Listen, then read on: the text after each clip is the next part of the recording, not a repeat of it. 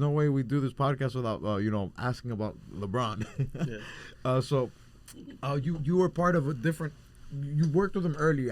To my understanding, the first 2 gigs you were with him, you didn't even talk to him, right? The first few gigs, so I actually worked with him.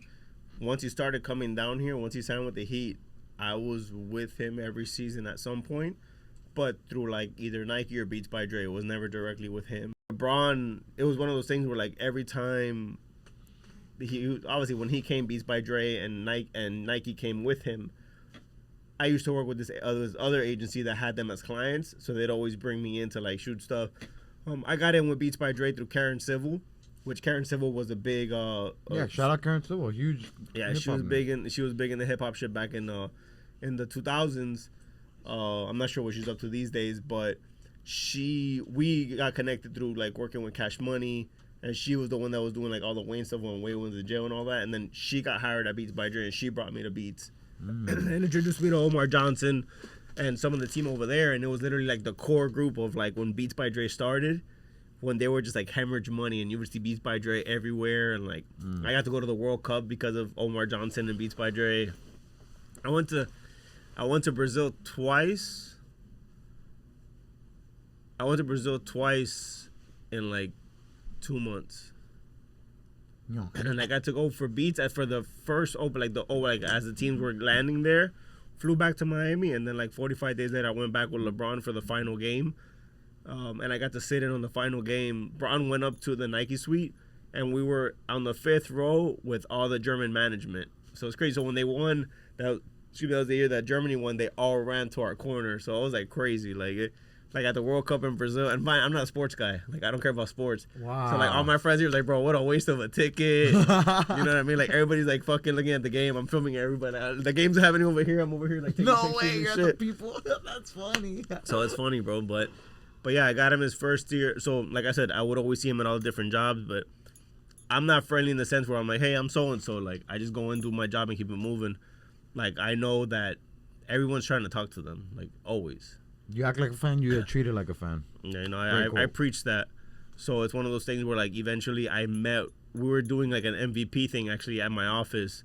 I used to share an office with Rudy from Ink Pro in Wynwood, and the agency that I used to work with, they're like, hey, we need a wall to do like an MVP Nike mural. So they rented our wall for a year, so we got a check for that. And then this artist from Miami came and did the mural, and it was for LeBron because it was when he got his MVP in 2013, I think it was. Yeah.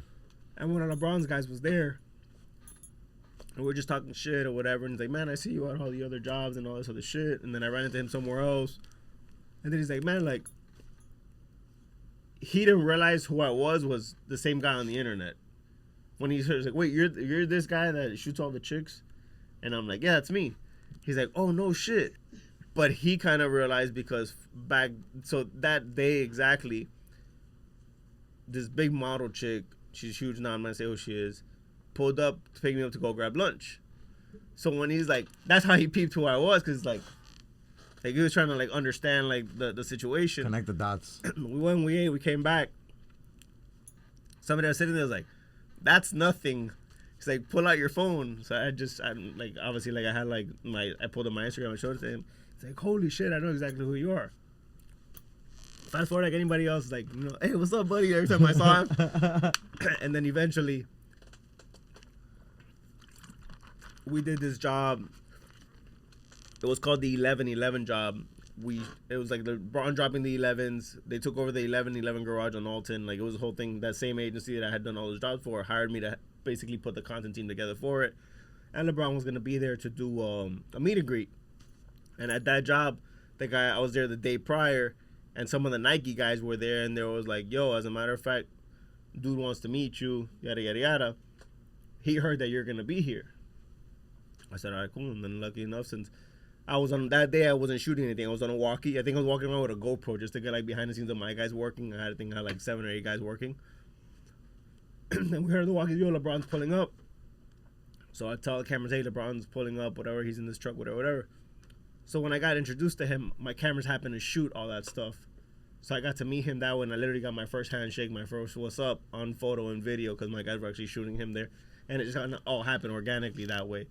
But that was kind of how like it worked. It all because if I got that mural on the building And it started connecting the dots through that way. And constant work, and then to the point where you went to Cleveland with him. Yeah, so we did a couple things here in Miami. I left to Brazil for Beats by Dre. I was there for 48 hours and got flown back to be with him for the playoffs with the Heat, which was cool because back then I was shooting for Nike, I was shooting for Beats, and I was shooting for LeBron.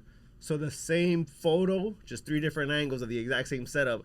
I just had to, for the Nike, I had to make sure I was wide enough to get the shoes. For Beats by Dre, I just had to make sure he had the headphones around his neck or on his head. And then for him, it was just like another lifestyle shot. I'm gonna put them if I can find them all in post. If you remind me, I'll send them to you. Oh, for sure. But I was triple dipping, so I was getting a check from each one from like that setup. So it was like a great setup for me. Great. That's how good the work is, though. Because otherwise, people will be like, "Hey, wait a second." And then I was with him in Vegas when he made the decision. Wow. They jumped on the airplane. They told me, hey, we're not going back to Miami. We're going to Cleveland. But we still had to go to Brazil. So I flew from Vegas to Miami for a day, packed another bag, flew down to Brazil, met them in Brazil, and then got to shoot that whole shit down there where we went to the World Cup and everything that I had mentioned earlier. And then we went to Cleveland. And did him or anybody in his team ever give you like a go-to pizza place to get pizza at late night in Cleveland? Because there ain't nothing else to do out there. There ain't shit to do. Go get a slice and go home, buddy. Yeah, that was that was amazing. So LeBron's DJ, he was like my homie out there. Like, you know, LeBron's busy training. Right. You know, everyone else is on the business. Obviously, you got to hit up the party guy. One day, I hit him on a Friday. He's like, yo, what is there to do? He's like, are you in Cleveland or in Akron? I'm in Akron. He's like, go get a slice of pizza and go home, buddy. That's literally what he wrote to me. Ooh, so Cleveland's the city. Akron's... So Akron is like saying Miami and Hialeah. Facts. But like 45 minutes out. So Gotcha. It's like, it's far. Like you're on the highway. You see like 8 dead deer on the highway. Like it's like middle America shit. Like, yeah. you know, you're better off. Like I go to the parking lot of my hotel.